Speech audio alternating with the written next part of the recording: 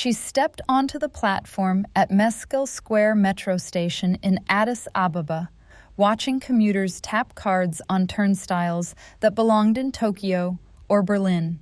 Almaz Bekele had worked as an economist for the African Development Bank for a decade, but this moment crystallized something building in her mind for years. The train gliding into the station represented more than urban transport. It represented the most spectacular economic transformation the world refused to see. The Ethiopia rolling past her window bore no resemblance to the Ethiopia in international reports. Industrial parks stretched toward horizons, filled with factories employing hundreds of thousands. Shopping malls bustled with middle-class families. Universities had multiplied from 24 to over 40 in 2 decades, all while international observers remained fixated on obsolete narratives. This wasn't just an African story.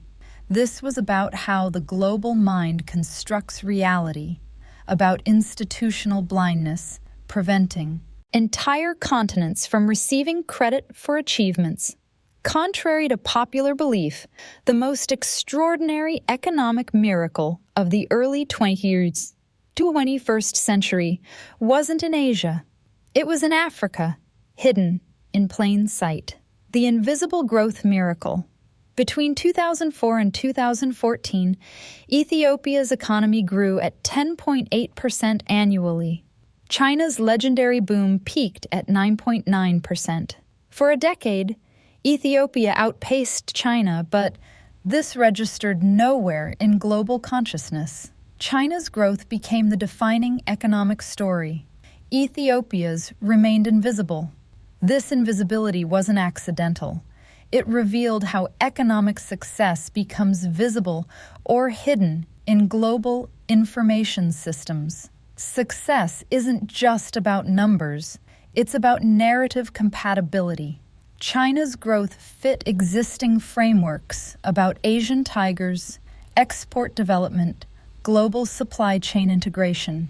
Ethiopia's growth challenged assumptions about African capacity, state roles in development, what successful development looks like. Ethiopia followed a different path. Instead of dismantling the state, it strengthened state capacity.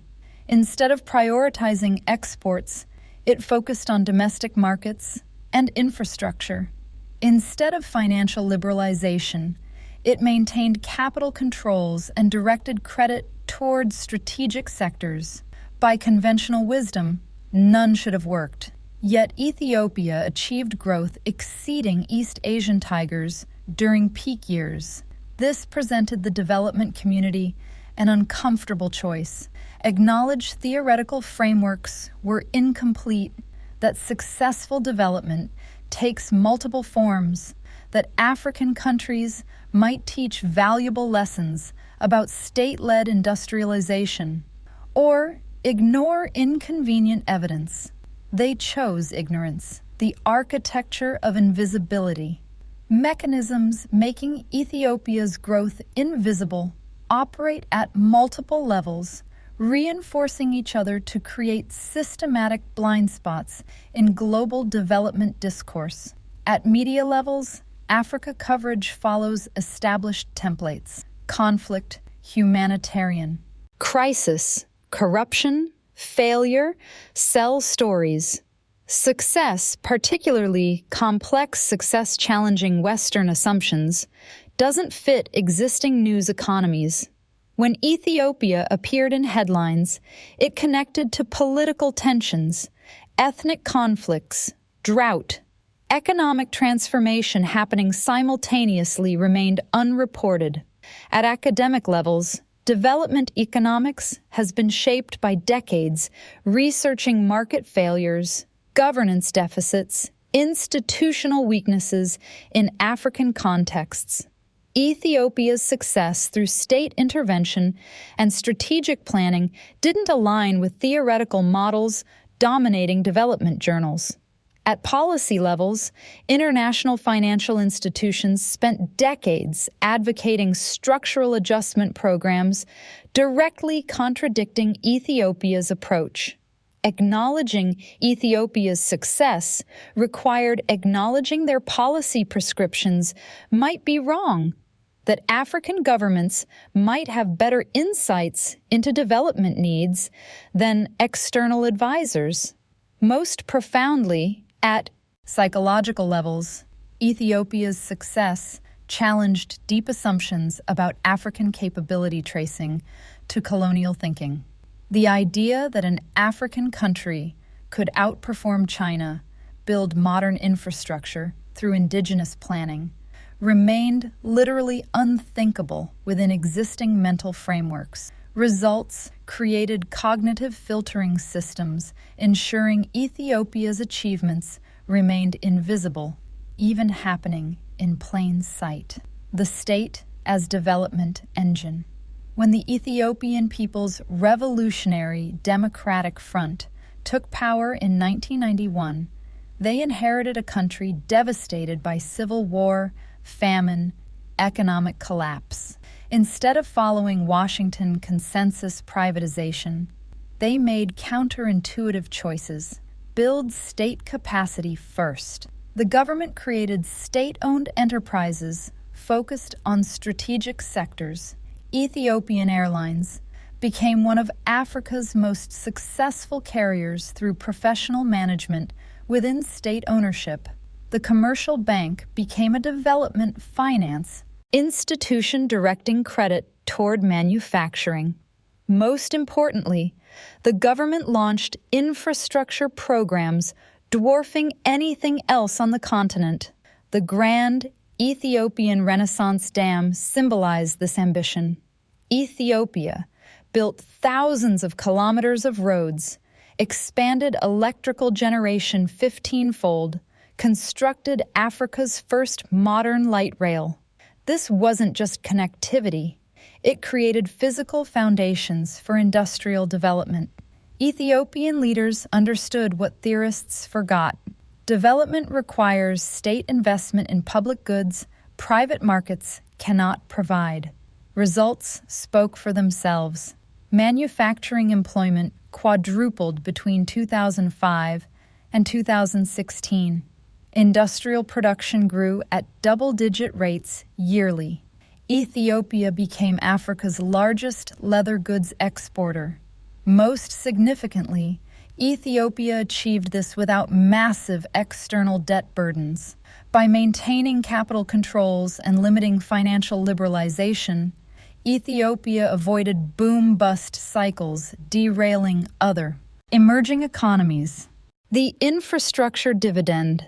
Ethiopia's development strategy centerpiece was infrastructure investment defying conventional wisdom. While advisors counseled fiscal discipline, Ethiopia embarked on Africa's most ambitious infrastructure program since independence.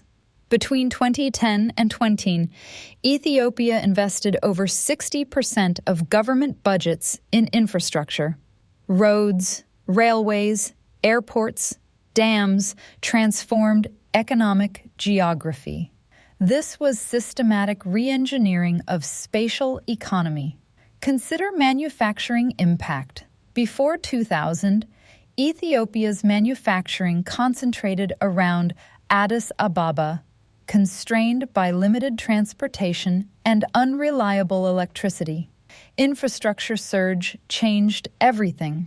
Hawassa Industrial Park exemplified this transformation.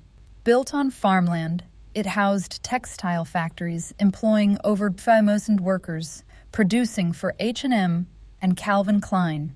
It demonstrated Ethiopia could create manufacturing employment at scale. This model contradicted dominant paradigms. It required massive public investment when conventional wisdom emphasized austerity. It prioritized domestic market integration over export orientation. The model worked because it addressed binding constraints preventing African industrialization. Without electricity, manufacturing remained uncompetitive. Without transportation, markets stayed fragmented. The comparison that couldn't be made. Perhaps most revealing about Ethiopia's invisible success was the comparison international observers refused to make, the comparison with China. Between 2004 and 2010, Ethiopia's growth performance exceeded China's. This wasn't temporary spikes. It was sustained decades of double-digit growth, transforming economic structures. Yet this comparison never appeared in international media or academic research. This absence reveals psychological barriers preventing African success recognition. China's growth was treated as historically significant, worthy of thousands of papers and conferences. Ethiopia's superior performance was treated as statistically insignificant. This wasn't about scale. Growth rates are independent of absolute size, and Ethiopia's were objectively superior. Refusal to make this comparison revealed unconscious assumptions shaping how different regions' achievements are valued. Had Ethiopia been in East Asia, its performance would have generated literature comparable to South Korea studies. But because it was in Africa, it remained invisible. The model that worked, Ethiopia's success, challenges fundamental development assumptions. The country achieved rapid growth through state-led development, infrastructure investment, strategic planning rather than market liberalization. This approach worked because it addressed binding constraints preventing African development, inadequate infrastructure, weak state capacity, fragmented domestic markets. By prioritizing these challenges over ideological orthodoxy, Ethiopia created conditions for transformation. The model demonstrated successful development takes multiple forms, that African countries might contribute valuable insights to global development thinking. But acknowledging these lessons would require confronting uncomfortable questions about conventional approach effectiveness, ideology's role shaping policy advice. The choice facing development communities is whether to learn from Ethiopia's success or continue ignoring it. Their choice will determine how African development potential is assessed. Conclusion. Almaz stepped off the metro, watching construction cranes on another development. The Ethiopia around her bore no resemblance to Ethiopia of international imagination. Recognition of African success requires acknowledgement that existing frameworks are incomplete, that African approaches might have global relevance. So Ethiopia's miracle remains invisible, not because it's not happening, but because seeing it would require thinking differently about Africa. The question isn't whether Africa is succeeding. The question is whether the world is ready to see that success. The barrier is in our minds.